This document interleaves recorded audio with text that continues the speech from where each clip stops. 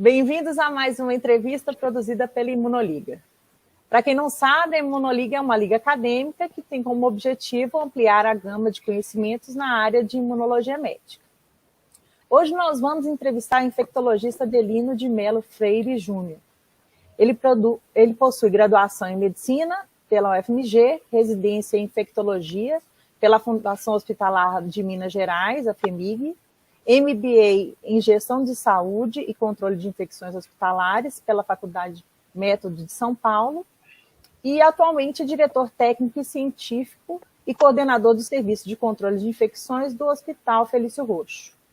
Ele também é assessor científico no Laboratório São Marcos. As áreas de interesse do Adelino são gestão, infecções hospitalares, infecções e imunocomprometidos, resistência bacteriana, métodos diagnósticos, biologia molecular e imunização. Boa tarde, Adelino. Tudo bem? Boa tarde, tudo bem. Adelino, agradecer o convite aí de vocês para participar. Nós é que agradecemos a sua presença. Adelino, olha só. O teste de padrão ouro recomendado pela OMS é o PCR, que é a reação em cadeia de polimerase reversa, para o diagnóstico da COVID. Antes da gente detalhar os outros testes, a gente gostaria de que você falasse um pouquinho sobre as principais dificuldades para a ampliação da utilização do PCR em larga escala, além da questão financeira mesmo, porque a gente sabe que é um teste caro. E a gente gostaria que você nos explicasse um pouquinho como que dá a coleta e a análise desse exame. Bem, o PCR, né, ele é feito através da reação de amplificação do material genético do vírus. A coleta, a gente tem algumas possibilidades. Ele é validado em secreção respiratória, então o mais utilizado é a coleta, o suave de nasofaringe. Então você coloca o suave, aquele cotonete grande, vai no final, no fundo da narina, roda no fundo da narina, das duas narinas, até tocar o palato lá no fundo. Ele pode ser feito também em uma terceira cola, um terceiro ponto, que seria a orofaringe, e aí você vai processar esse material para ter amplificação do material genético e análise desse resultado. Esses métodos também são validados para aspirado broncoalveolar, minibal, né, a secreção traqueal, também é possível fazer, até saliva, tem protocolos em validação para a realização desses testes em saliva. Só para o RT-PCR, ele é feito de uma forma, você tem um processo manual, que é a extração do RNA, do vírus, desse material, e depois ele é feito o processo de amplificação, que aí é na máquina, e você tem uma leitura por meio de quanto de material é amplificado e em qual ciclo, o PCR, né, o processo são ciclos, em qual ciclo ele começa a dar nível de detecção. Então, quanto menor o ciclo, você já tem níveis mais altos de carga genética, você estima que a carga viral é mais alta. Então, você tem até lá no 29º, 30º ciclo para ter crescimento dessa carga viral. Se for positivo, você define como positivo. E se ele não tiver amplificação de carga viral até esse ciclo, aí é dado como negativo, ou dependendo se identificar apenas um gene dos dois que são investigados, você também pode soltar laudo como indeterminado. Mas, em essência, é esse processamento. A coleta, então, é basicamente isso que eu expliquei. Mais alguma coisa sobre esse tema? Qual que é a dificuldade de ampliar a utilização do RT-PCR em grande escala? O principal é custo. Assim, nós temos algumas questões. Uma delas é custo, claro, é um exame que não é barato, digamos. A gente teve uma limitação, ainda há uma limitação em relação à quantidade de insumos. Então, no início da pandemia, houve uma luta enorme para conseguir os insumos, a maioria deles são insumos importados. Então, a realização do teste depende desses insumos.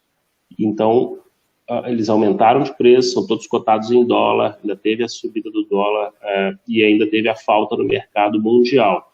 Você imagina os Estados Unidos direcionando boa parte desses insumos todos para o consumo interno, bloqueando a exportação de insumos produzidos dentro. Então, isso trouxe uma grande limitação.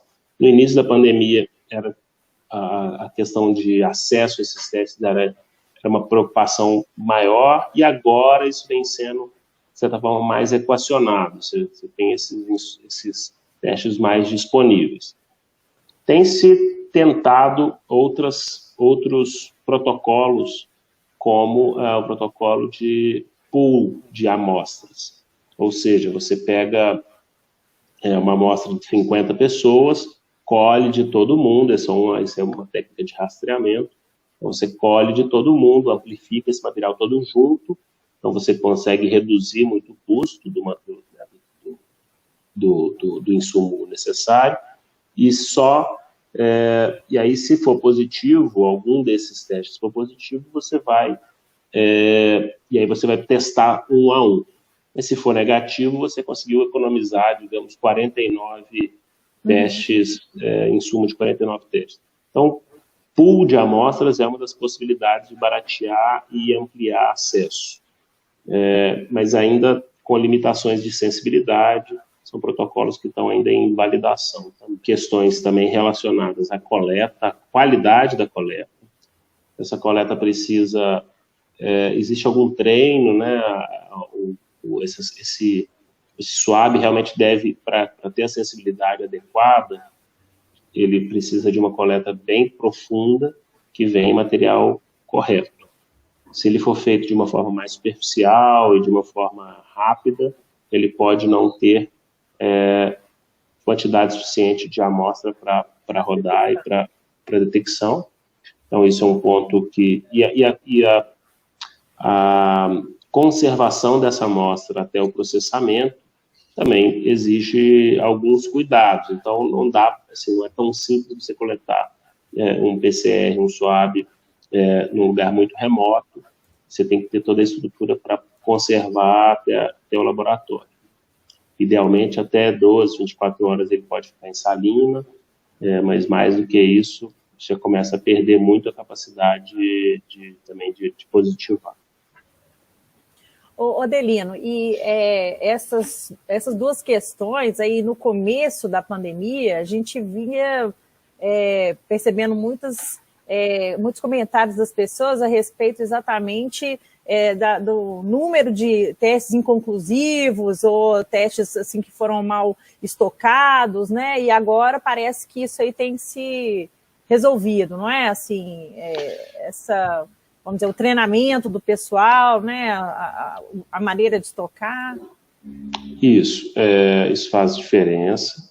Nós tivemos problemas, houveram, bem no início, o protocolo do CDC, se não me engano, os Estados Unidos começaram a rodar testes importados da China, se não me engano, e que vieram com defeito, também não estavam amplificando. Então, ainda teve um problema de fornecimento de insumo também. É diferente do que a gente vê agora com os testes rápidos, que tem qualidades mais variáveis. Mas para o PCR, quando você tem o controle positivo e o controle negativo, você consegue, de certa forma, identificar mais rápido a falha no processo. Então, isso também melhorou. E a gente consegue acompanhar a qualidade de coleta de um determinado serviço com os resultados, quando eles são plotados no mesmo gráfico, o resultado do controle interno, que é que é um dos testes que faz para ter essa noção se a coleta foi adequada ou não, você consegue ver que no determinado serviço ele vai melhorando o agrupamento desses dados, eles vão ficando mais coerentes, mais próximos e sugerindo que o padrão de coleta tem sido mais adequado. Melhor. Ótimo. Isso. Não, legal.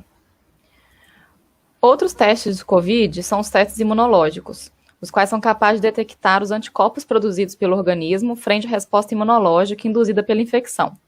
As principais metodologias aprovadas são a imunocromatografia, o ensaio imunoenzimático, que é o conhecido como ELISA, a quimiluminescência e a imunofluorescência. Poderia nos falar um pouco sobre esses testes e qual a diferença entre eles? Bem, a gente pode... São todos testes que a gente busca a detecção de anticorpos contra o SARS-CoV-2 e eles têm características distintas de acordo com a sua plataforma. Os testes imunocromatográficos normalmente são os que a gente chama de fluxo lateral, que são os testes parecendo com os testes de gravidez. Então é aquela plaquinha onde você tem um papel de nitrocelulose dentro, e ali tem o antígeno, né, os antígenos de controle e o antígeno SARS-CoV-2. Você pega a gota de sangue, coloca no poço, né, gota de ponta de dedo, coloca no poço e ele vai fazer uma corrida no papel, né, ele vai fazer como se fosse as corridas em agar-gel. Então, você vai ter a corrida do anticorpo, e a hora que ele passa ali pela fita, no ponto onde tem os antígenos, ele faz a coloração acontecer ou não. Então, você tem desses testes com busca de IgG, com busca de IgM, ou com a combinação dos dois. São testes limitados do ponto de vista de sensibilidade e especificidade.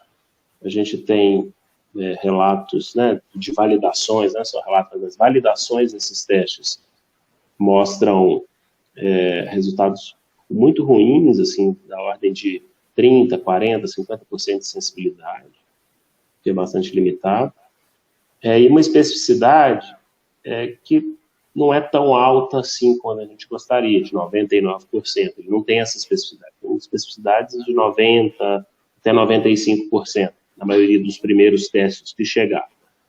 Então, isso traz possibilidade de falso negativo, pela falta de sensibilidade, e de falso positivo, pela especificidade também que não é tão alta. Então, existem reações cruzadas descritas com outros coronavírus e outros vírus respiratórios.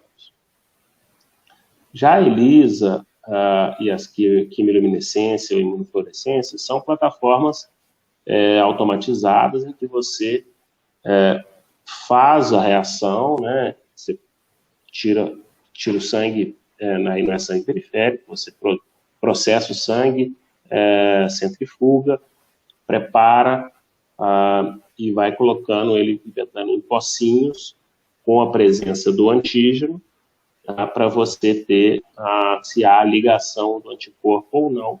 E isso gera, esse antígeno é marcado, essa reação, quando ela acontece, ela consegue ter uma cor, né, uma luz, gerar uma luz, e isso é lido pela máquina. Então, basicamente, imunofluorescência, quimiluminescência e ELISA são muito parecidos nesse contexto de técnicas. Diferem alguns detalhes, mas são todos nesse sentido. Eles têm performance melhor do que os imunocromatográficos.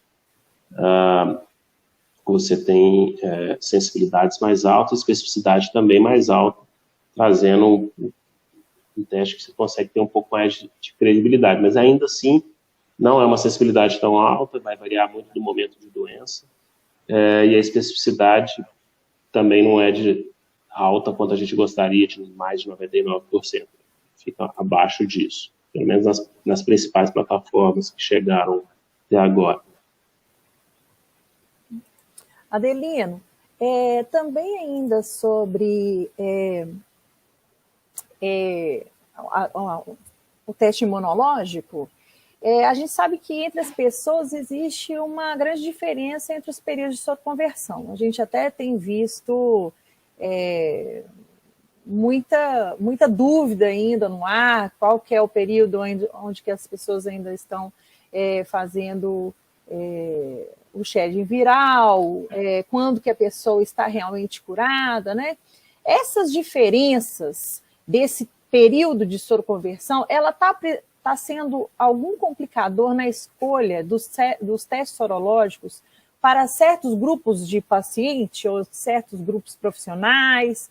Vamos dizer, tem algum teste que ele dá uma resposta melhor? A gente vê, às vezes, alguns mostrando IgM, IgG, alguns IgA. Existe essa diferença na escolha? Pois é, padrão, a dinâmica da sorologia do COVID é um padrão um pouco fora do convencional. O que os estudos têm mostrando é uma subida dos anticorpos de IgM e IgG praticamente em paralelo, eles sobem em conjunto. A gente não tem, então, uma diferença que chame a atenção do aumento de IgM precoce em relação a IgG, inclusive com descrição de casos onde você tem a subida de IgG antes de IgM. Então, isso tem influenciado. E IgA também com um padrão muito parecido. Então, respondendo de uma forma breve, a gente não tem um que seja superior ao outro. O que parece é que faz sentido sempre dosar IgG. Então, IgG ou total, anticorpos totais, faz mais sentido do que usar IgM ou IgA de forma isolada. Você não deve usar IgM e IgA de forma isolada como um marcador de infecção precoce. Então, esse tipo de raciocínio que a gente tem contra as doenças infecciosas é que não vale nesse cenário. Então, acho que o padrão de soroconversão tardio também é algo que chama atenção. Então, a gente começa a ter sensibilidades mais altas para esses testes na 3ª ou 4ª semana de doença. Estudos que trazem lá a sensibilidade de mais de 95% da sorologia são feitos os testes com 28 dias de início de sintoma. Então, isso traz também essa limitação do uso das sorologias na fase inicial da doença.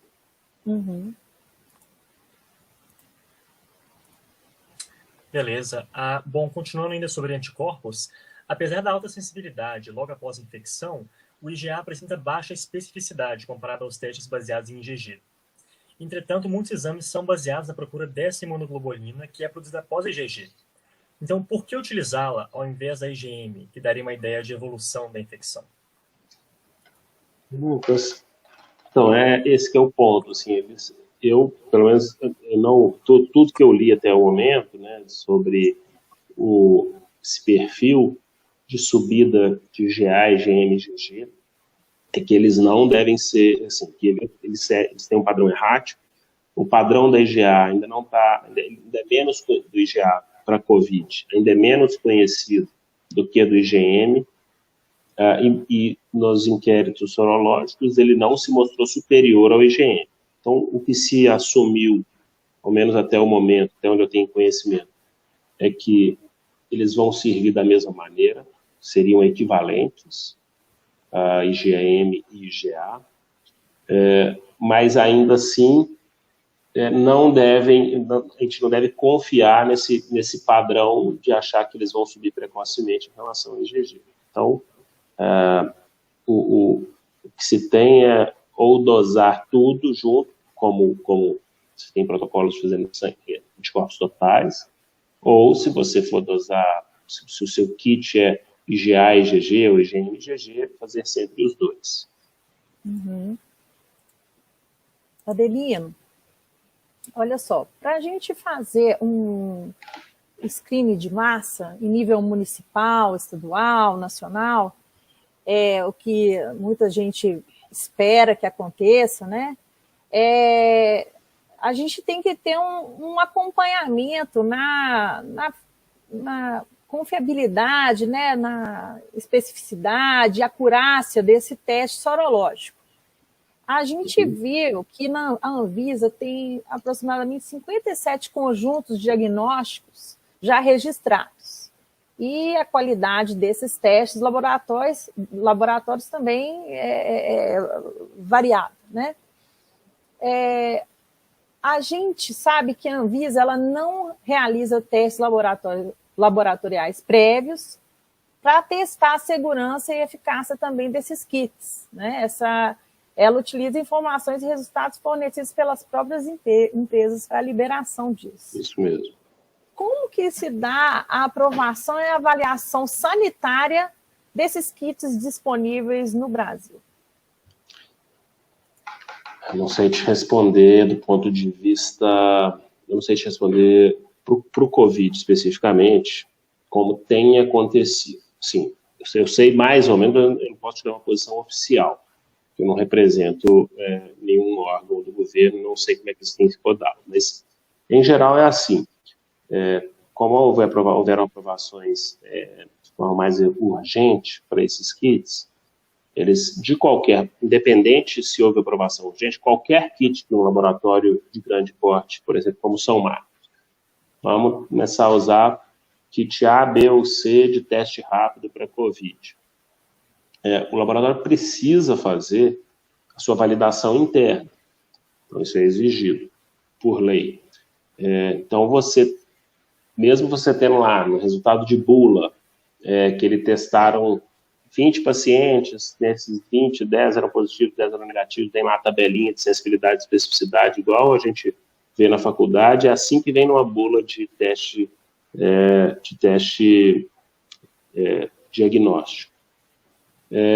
O laboratório que compra, que assume a realização daquele teste, ele precisa fazer uma validação interna. E essa validação interna, você vai usar seus controles positivos e seus controles negativos e checar, e depois tem que ter a documentação provando que você fez aquele teste daquele jeito. Invariavelmente, os testes sorológicos rápidos têm tido resultados inferiores aos resultados reportados em bula. Agora, como a avaliação sanitária vai ser feita, ou tem sido feita desses kits, eu não sei te dizer. O que eu sei é que eles checam, eles ficam atrás dos laboratórios, quando, né, diante da rotina de trabalho deles. Eu sei que houve, e aí eu não posso te dizer que é da vigilância sanitária, da fiscalização sanitária, mas o Estado fez uma iniciativa de validação desses testes por meio da FUNED e da Fiocruz. Então, isso ainda está acontecendo, até onde eu sei também, eles ainda estão em processo de testagem, de elaboração de laudos, de relatórios, diante do real resultado desses testes na nossa prática clínica no Brasil. Agora, se a vigilância sanitária, se a Anvisa vai usar desses dados para proibir, para pedir retirada do mercado, eu não sei afirmar se isso vai acontecer. A gente tem fiscalização excessiva em umas coisas e depois falta de fiscalização em outras. Né? Adelino, vimos que a ANS, acho que foi divulgado hoje, né, que ela incluiu os testes sorológicos para a Covid no rol de coberturas obrigatórias pelos planos de saúde, o que pode afetar a quantidade de teste no ambiente privado. Nesse contexto, como que os laboratórios privados contribuem para os dados do Ministério da Saúde? Tem algum tipo de comunicação compulsória que deve ser feito quando tem teste positivo, que toda unidade deve reportar à Anvisa ou ao Ministério? Ótima pergunta, Ludmila. Tem sim. Isso Bem, os laboratórios precisam... O médico, vamos lembrar como é que funciona a coisa da notificação, né? Os médicos assistentes, quando pedem um teste desse, ele deveria fazer uma notificação de caso suspeito. Isso muitas vezes não é feito, né? Existe uma dificuldade de cercar esse tipo de registro, esse tipo de documento. O laboratório, então, ele reporta, sim, para a vigilância sanitária municipal, que vai, assim, subindo a hierarquia do reporte de dados. Então, os laboratórios com os PCRs já funcionam dessa forma. Você tem que alimentar os dados positivos e negativos realizados para a Secretaria de Saúde. E com os sorológicos, provavelmente vai ser da mesma forma. Isso não é uma novidade, a gente já fazia isso para outras doenças. Por exemplo, dengue, em que você tem um volume grande de testes realizados em um pequeno espaço de tempo. Às vezes você tem que alimentar o banco de dados da Secretaria por meio de uma planilha em que você consegue colocar ali todos os seus dados, ao invés de fazer o reporte, a notificação, caso a caso, como a gente, não sei se vocês já tiveram contato com as fichas de notificação do SINAM, que são mais trabalhosas, né, demandam algum tempo, tem uma série de informações que precisam ser colocadas ali. Mas os laboratórios precisam e fazem, são cobrados por isso, por dar essas notificações para a Secretaria. E como que funciona o compartilhamento de dados pessoais, assim, a privacidade, como que isso é repassado? Eles são, como é uma vigilância epidêmica, como é uma doença de notificação compulsória, o nome do paciente, endereço, telefone, todo colocado todo inserido nos protocolos, no documento de notificação. Isso pode acontecer tanto no momento em que você está atendendo o paciente, você tem que julgar isso tudo ali, e se o laboratório também tem disponibilizando os dados para a Secretaria de uma forma em bloco, vamos dizer assim, com mais dados, eles também são planilhados com essas informações. A privacidade, existe a privacidade no sentido de que isso não é compartilhado fora do âmbito da saúde, onde se precisa saber desse dado. E eu acredito que tenha um rigor com esses bancos que não sejam, para que eles não sejam hackeados, vamos dizer assim. Mas é a forma como no Brasil é feito, né? Todos esses dados de notificação de doenças de notificação compulsória funcionam dessa maneira. Adelino, uma última pergunta para a gente fechar. A gente sabe que existem todos esses testes disponíveis em farmácias, né? E muitas empresas eles têm comprado testes para avaliação da saúde dos seus funcionários. Existe um ambiente, às vezes, com até uma falta de aconselhamento médico, entendimento dos mecanismos da formação da humanidade e tudo. O que a gente pode fazer para melhorar esse quadro? E o que você acha da situação de que a gente tem visto nos últimos artigos que mostram que a gente pode ter anticorpos neutralizantes com uma duração curta? O que também isso pode oferecer como impacto para essas empresas? Olha, as questões das empresas disponibilizarem o teste é complexo porque por dois motivos. Um deles é que a legislação no Brasil exige que, mesmo a realização de testes rápidos, ela deve ser respaldada por um responsável técnico, que entenda-se, é o laboratório. Então, esse uso de testes fora do âmbito do apoio laboratorial, ele não está adequado para a legislação e ele não é válido como reporte, vamos dizer, como resultado validado. Digamos. Então, se você faz o teste rápido e ele é positivo, isso não vai fechar o critério de caso para o Ministério da Saúde. Então, você precisa ter, não existe um laudo, um resultado laudado para esse exame só lá a plaquinha positiva lá com a fitinha. O indivíduo, né, tem que fazer depois o PCR, de qualquer maneira, né? Não é, bem, não para fechar o critério, independente de fechar, a questão de fechar o critério de caso, não. Digamos, eu tive sintomas de gripe 2 semanas atrás, sintomas compatíveis com o coronavírus.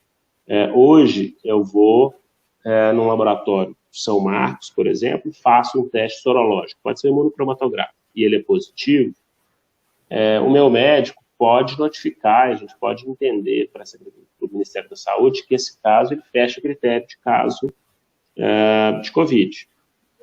Porque eu tive sintoma e eu tenho um teste positivo feito no laboratório.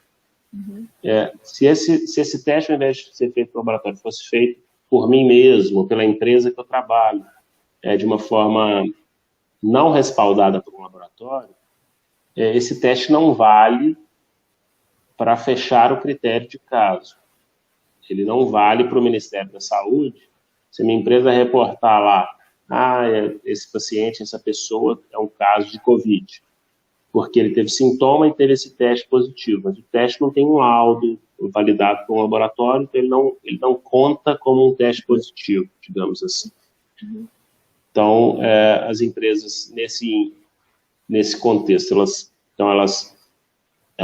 estão infringindo a lei, mas esse teste é como se ele não valesse nada, ele é uma triagem por conta da empresa, as consequências dessa triagem vão ter que ser arcadas pela empresa. Então, quais são as consequências possíveis? A gente sabe que esses testes têm limitação de sensibilidade. Então, o teste negativo, ele pode te dar a falsa sensação de que não tem doença, ou te dá a sensação de que você nunca adoeceu. A pessoa já pode ter tido Covid, e aí, da mesma forma como você comentou dos títulos, né, os estudos mais novos mostrando títulos caindo muito rápido, então, a pessoa já teve Covid, não sabe, faz o teste sorológico, o teste vem negativo. Isso pode te trazer uma falsa mais preocupação, no sentido de reforma, né, ainda não peguei, ainda posso pegar, não tenho, a gente não sabe se tem imunidade, né, mas a gente espera que tenha algum grau de imunidade, dificilmente a gente imagina que as pessoas vão adoecer rapidamente de novo, com gravidade. Então, essas limitações, nesse sentido, tem a limitação do falso positivo, né, dos testes imunocromatográficos, que essas são talvez as mais graves, que trazem muita consequência para o manejo dessa pessoa, que vai ser afastada, que vai ser tida como já tendo tido a doença, que vai ter rastreio de contatos para fazer testes também, sendo que os testes atuais, os imunocromatográficos, mais da metade dos testes positivos serão falsos positivos no nosso contexto. Então, um teste que tem uma especificidade de 95%, com uma prevalência que a gente tem na comunidade, que não vai chegar a 10% da população, o valor preditivo positivo desse teste é muito limitado. E vai ser, às vezes, menor do que 50%.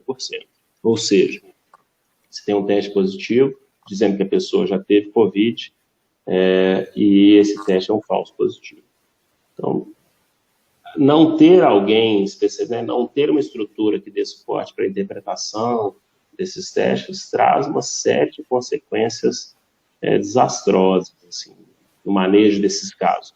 Eu tenho tentado apoiar muito colegas, empresas, tem sido procurado muito frequentemente na avaliação de interpretação de teste, de achar uma estratégia que seja mais razoável. O CDC soltou um guia há umas 2 semanas sobre testes sorológicos, e endereçando todas essas limitações e trazendo uma proposta bem interessante que eu acho que pode ser facilmente implementada, que é o que eles chamam de uso de testes ortogonais, né? Que seria usar 2 testes com características diferentes, para você aumentar a capacidade, a acurácia dos testes. É mais ou menos o que a gente faz com HIV. A gente faz isso com HIV há alguns anos. A gente usa um fluxo de 2 testes para a gente definir se o paciente é HIV positivo ou não. Então, você usando um teste que tem uma alta sensibilidade, como triagem, depois você usa para confirmação, que tem alta especificidade. Isso pode ajudar muito nesse cenário, na estratégia. Ótimo. Bom, estamos chegando ao final da entrevista, né? E, em primeiro lugar, gostaríamos de agradecer a disponibilidade do Avelino em participar dessa entrevista, contribuindo para o conteúdo da Imunoliga. Então, fica aqui o nosso agradecimento. Eu agradeço a oportunidade, espero ter contribuído para a formação de vocês, para a divulgação do canal. Parabéns pela iniciativa, temas super relevantes e fico à disposição para outras possibilidades no futuro. Obrigada, Lê. E gostaríamos também de reconhecer o mérito, né, que é a disseminação de informações confiáveis no momento como que estamos passando. E, por fim, também gostaríamos de convidar todos para curtir nossa página no Facebook e no Instagram e também assistir às próximas entrevistas no nosso canal. Boa tarde.